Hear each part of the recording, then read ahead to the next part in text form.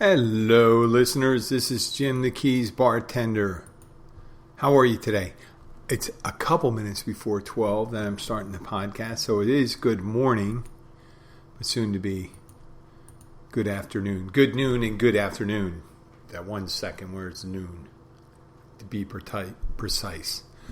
Well, it is... Once again, I know it's redundant. I know a lot of the people that are listening right now, they just had a bunch of snow fall on them, and they have more coming their way. I really miss, I know you're going to think I'm crazy for saying this, I really miss having to shovel and listen, hear me out before you go and say you fucking idiot, Jim. No. The reason why I love it, well, I do enjoy the first snowfall. The second and third get kind of tiresome after you're shoveling it and stuff like that. And you're driving in it. Yeah, I understand that. But I miss the thing it does to my psyche, because you've heard me say this before. It's really being able to experience the beautiful weather down here, and it's a beautiful day. It's around 79, 78 degrees, sunny, relatively dry weather.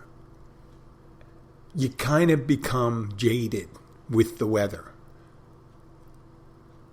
Yeah. And you just come up and you just say, oh, it's perfect. It's a perfect day. It's not always perfect. Here it gets hot too. It's not like San Diego, where it's every 73, 74 and sunny. But we get a lot of beautiful days down here. And I guess people recognize that because I was out on the road today. It was busy. The roads were busy. And I had a notary signing for this lovely woman. When I say lovely, she was just a sweetheart, an older woman from up north. It was a pleasure to do business. But when I was coming back, I'm mailing her documents overnight. I'm sending them overnight. So I go to, you've heard me describe the Keys. We're just one main road. The overseas highway starts up on the mainland, goes over the stretch. We call the stretch about 18 miles or more. Yeah, about 18 miles. And then it's about 108 miles down to Key West. And that's the one main road. Now you get to Key West and in towns like Marathon, and there's some side streets. Key Largo is mainly, we have some side streets, but very, very few that continue a distance. So our one main road is the overseas highway. Just like every other key until you get down to Key West. And I'm heading back, and I told him, I said, listen, I'll do the mail, and I stop at I'm going to the UPS store, and have an expectation when I go to the UPS store when it is January 6th. When it's January 6th, because it's after New Year's, I have an expectation that it be not overly crowded. And the parking lot was full. Parking lot was full of cars. Just lots of people coming in. I saw two of the rental campers, those RV America campers, parked off to the side, and that's just one of the things to see. But otherwise, all the spaces were taken up, and you could tell that there are people coming down for vacation. It's. I don't know if it's because air travel and everything was so screwed up during Christmas week, and a lot of people canceled, and so they're trying to squeeze that in. We're still seeing some families come in, so some of them may have extended winter breaks, right? So it started.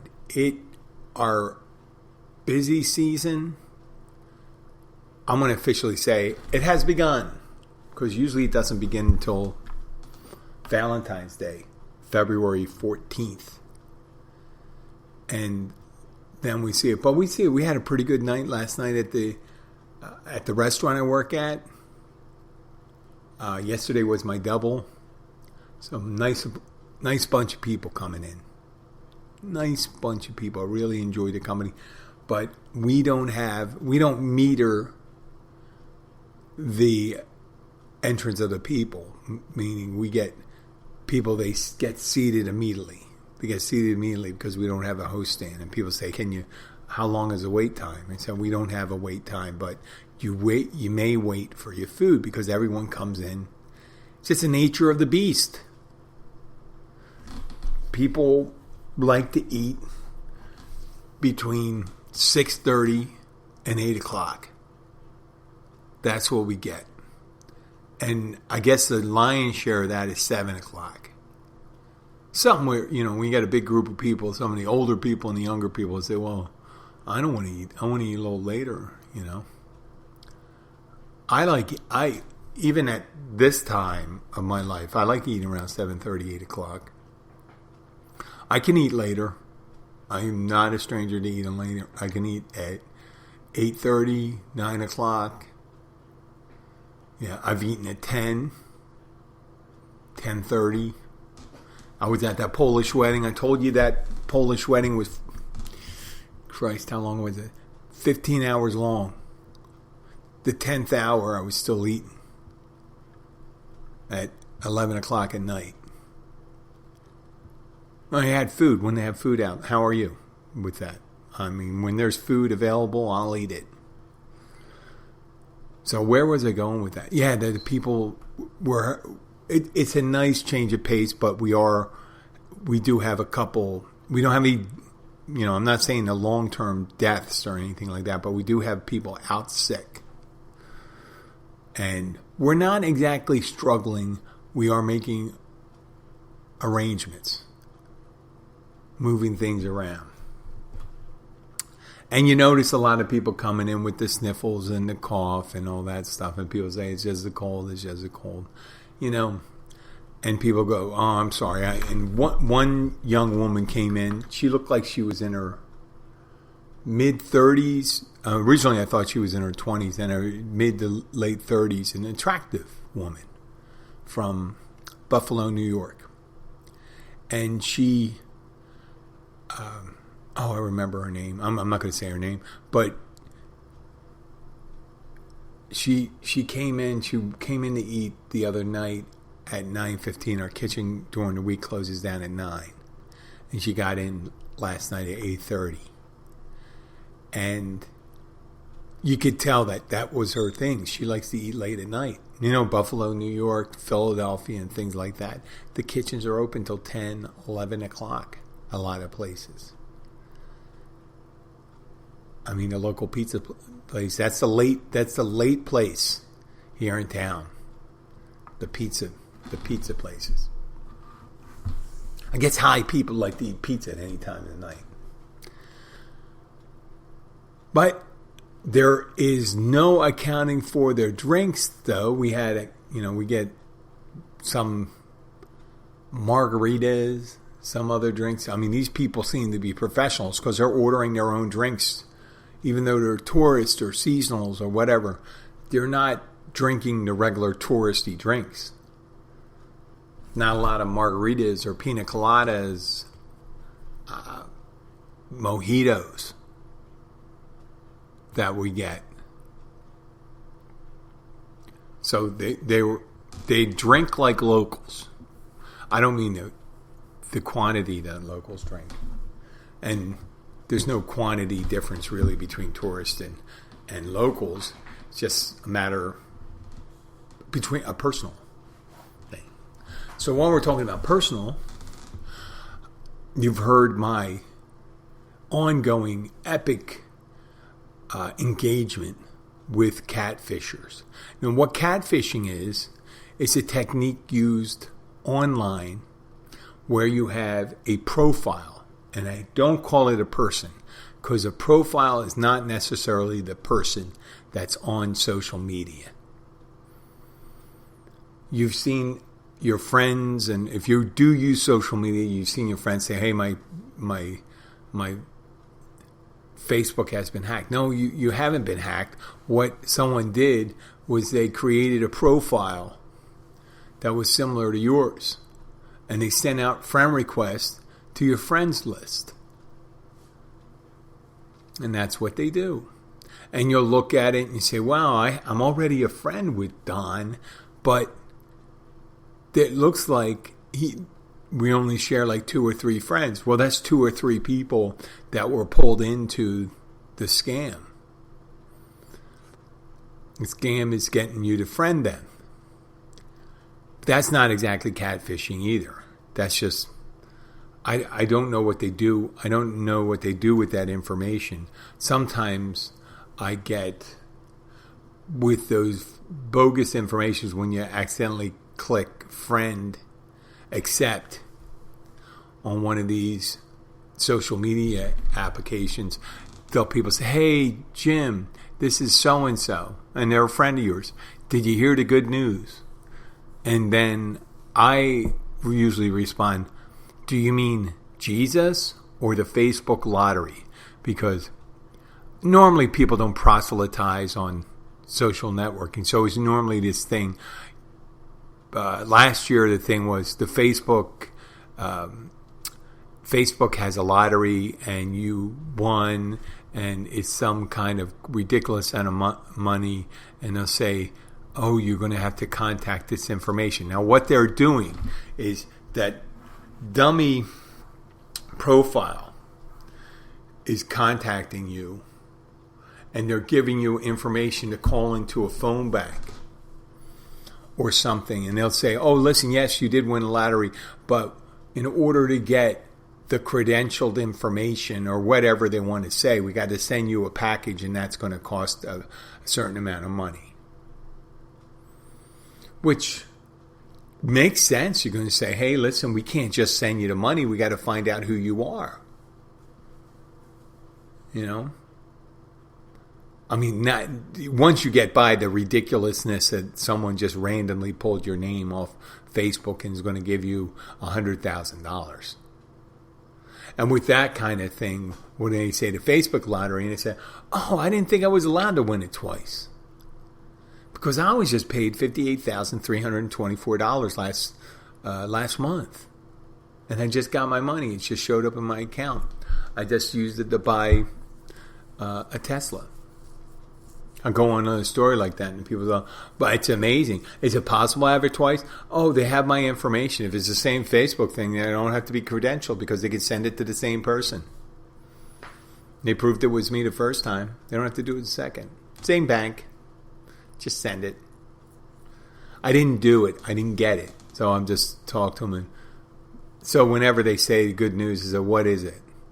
And then this time around, when I get some of those, this time around, they said housing and urban development or something, social housing and social services is giving away this amount of money. And I'm like, why would they be giving this money away? And they'll come up with, well, people need it. And so, well, if they need it, shouldn't they contact them by some way, like through their tax return or some social services, not randomly being contacted by people to ask for $10,000 to $15,000? So besides that, that's one of the other scams, and then there's phone scams and all this stuff. You're under investigation and things like that. You rarely get contacted like that for social media. What I get a lot of, because I have I have a couple thousand followers on Facebook, and maybe over 4,000, and maybe 15 to 2,000 on Twitter and Instagram. And what I get contacted is on Instagram, and a lot of it's on Instagram now. And I get these really pictures of these beautiful young women, and they're contacting my on Instagram and Twitter, I don't have a personal account. I have a business account, and it says Keys Bartender. So I guess I see Keys Bartender. It's a bartender in the Keys and things like that. But I have a picture of my logo, and the logo says it's a podcast. And if you read it, it says it's a podcast. But what they do is they just send out all these friend requests to guys that appear to be middle-aged. And they're usually not handsome guys either. So I take a little umbrage there. But maybe because they're looking at the pixelated picture, they go, well, this guy, I have my Keys Bartender one has a little, I guess it would be called slightly abstract. It was a feature I used when I took a picture of me holding the shot glass up to the mirror. It was a selfie. And it turned out to be a good picture. So I thought it was a good picture. I guess it's a good picture to see, hey, if a catfisher comes along, I'm going to contact this guy. He probably doesn't have too much female companionship. Because if someone has a lot of female companionship, right? Catfishing, I don't understand how can you catfish someone who already has several relationships going.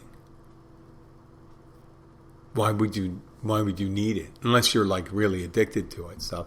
So I get contacted by these beautiful, a lot of Asian, some from other different places. And originally the first profiles that would contact you would be they've tried to friend you, one person, it's always one person, but one photo, one sexy photo. So it looks like automatically. And now they get smarter. Some of them, they develop a site where they have like 12, 20 pictures of it. And it's the same person. Because sometimes they put different. And sometimes if you go deeper into their profile, you'll see that if you say more info about, if you go and check it, it'll say male. Right? And say their name. And their name will be Gary or Dan or Donald. And they're pretending to be a woman. It doesn't really matter who's contacting you because what they're doing is on Instagram they'll contact you and they'll pretend sometimes it's an accident. I'm trying to contact someone. That's a new one I get. I get the one where the person's someone was contacting someone in Miami. Thought they were, and they said, listen, I'm looking to buy some property and I'm going to be there. Do you want to stay with me? Now, I went and called up. I said, oh, this isn't the person that you were trying to address. And this could be a real person. This could be a real person. They just want to talk to an older American man when they're this gorgeous Asian woman who seems to be in her mid to late 20s or early 30s. And I pretty much tell them my situation by how many jobs I have. And if you look at all the jobs I have, you would quickly surmise that I am not the sugar daddy you're looking for. Right? I'm a bartender. I'm a fitness instructor. Usually wrote those two things to say, you see those two things. Maybe you put together a personality model and say, hey, the things they do make it sound like they may not have a problem meeting people. And if they go to your profile, they can see your picture. You have a beautiful woman with you and stuff like that. Why would you be desperate for someone? It seems like they just want to engage certain people, and it's a game of numbers. So they're talking to different people. I know when I'm in a conversation with them that if you engage this one in particular person I was talking to, I would respond back and forth and say, I live, I mentioned I'm married, blah, blah, blah. And now they're not saying they look like they're looking for a husband. They're not saying that anymore. We used to say that and say, why are you talking to me if you're not interested in having a long-term relationship. Well, I'm married. I don't know. I don't know why you originally contacted me, because the profile I have is for a podcast. And the reason I was talking to you is I was hope beyond hope that you were a listener. Now, I did recently get some listenership from Taiwan. And they're still downloading from Taiwan. So I guess maybe I may have converted them into listeners. And they say, well, we can learn how to, we can learn tactics. So I hope they're not trying to learn from me then how to catfish people.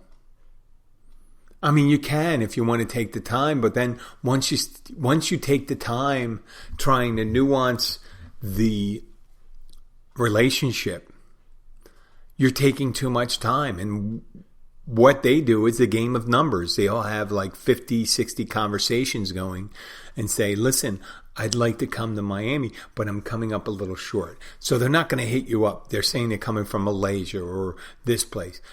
I'm coming up a little short. I need another $100, $200, and see what they can get. See what they can get. And if you got like 50, 60 people on the hook and they're real desperate for it. I told you about that fireman, older retired fireman. He's in his late 70s. He's lost at least 3 wives to unforeseen deaths. Kind of, I'm not saying anything about that. He came to me last year and asked if I was still doing the wedding officiating. And I asked, yeah, why? He goes, well, I met this girl, blah, blah, blah. And he shows me a picture, and it's a 30-something-year-old Cuban woman or Colombian woman. And he goes, do you think this is a scam? And I go, do you want to hear the truth? I mean, you really considered marrying this person? Did they come here? Did you meet them yet? No. It was all no's. And I said, well, what I seem to think is that before you meet them, they're going to ask you for money. Or you'll never meet them. But they'll definitely ask you for money. And if it's a real person, it's all about the money. That's what I think. And these are really gorgeous women. And I had one woman who has a Russian background, but she looks to be living in Miami. She contacted me by accident. This accidental contact. And then I have another one, she looks like she's in Miami or something like that. Her name's Maria. And she goes, what's the exact, I'll tell you the exact message. And she could be real, but I think it's unlikely. Here it is. I'll read it to you for a minute. Hi, I don't think we know each other. I first wanted to apologize for the request because it was not yours. I don't know what that means, but rather a friend. I'm really sorry because it was a handling error on my part. And barbier, I don't know what that means, barbier. If you don't mind, we can remain friends and get to know each other if you want to. Yeah, and so I answered, yes, that would be fine. Anyway, I usually don't know my friend requests since this is the profile for my podcast. And then I put the website, www.keysbartender.com. Happy to get to know you. I haven't heard from him again. It was Maria, and I think her, I don't want to say her last name, official, they spell official wrong, Maria Gomez.official at Instagram. But a lovely Latin girl. I mean, it seems to be that's all there is now with these scams. It's a good business model, I guess. If you just get a 100 or 200 profiles, and eventually, I think it would be really interesting if a really young, attractive woman, wealthy woman, would just get a profile and put a picture of a middle-aged to older man in their profile and see what would happen. And say, oh no, this is my fake profile, so I don't get bugged. So I can like things and all that stuff. If you think, and dear listener, if you think that someone 30 years older or younger than you, 32 from around the world is contacting you, if you are there are guys, obviously, guys with shitloads of money that can get contacted. I mean, they have websites and, these clickbait advertising on social media that shows wives of older billionaires, and these are just beautiful women, and they're not. I mean, there's no. There could be real love there. It could possibly be real love there, and they may say my major thing I look for is financial security, and once I get the financial security, I love the person. That may be it. I mean, I guess it's legitimate, but contacting me when someone has to have the jobs I have. I just went out and did that notary work. I was at the gym earlier. I got to teach a class tomorrow, and then tonight I'm bartending, and tomorrow bartending Saturday. That doesn't mean that you have excess income to send people. I mean, if I was wealthy, I may entertain that stuff and say, hey, listen, if you're a real girl, send me some pictures, blah, blah, blah. If I was an older wealthy guy and was lonely, I might very well do that and say, listen, you're welcome to come and stay at my estate, this and that. I got to make sure that you're over a certain age. You don't need to be human trafficking in underage women. But almost all of it, I can certainly say that usually your first impression is right when you get an unsolicited one. But I really am starting to realize at the magnitude of it because of all the ones I get for Keys Bartender. Because there is very little reason. Normally it'd be a guy with his shirt off, an older man with his shirt off. And I do hail these older guys that don't doctor their photos. That's great. And if it is doctored, you better get a better doctored photo up. If you're going to fake it, you might as well fake it all the way. A 28-year-old Patrick Swayze, in Roadhouse. Or, I guess the hair would be wrong. I guess it would, because maybe someone may not know who that is in Asia. But I mean, if I did change the photo and I put a photo of some good-looking bodybuilder, I'm a good-looking guy for 58. I realize that. It sounds kind of conceited, but I work hard for that. This is the truth. I realize is that conceited? I realize I realize it eventually, that I am. And I realize I'm getting older though. And I also realize there's younger guys and objectively or subjectively more handsome and have more money.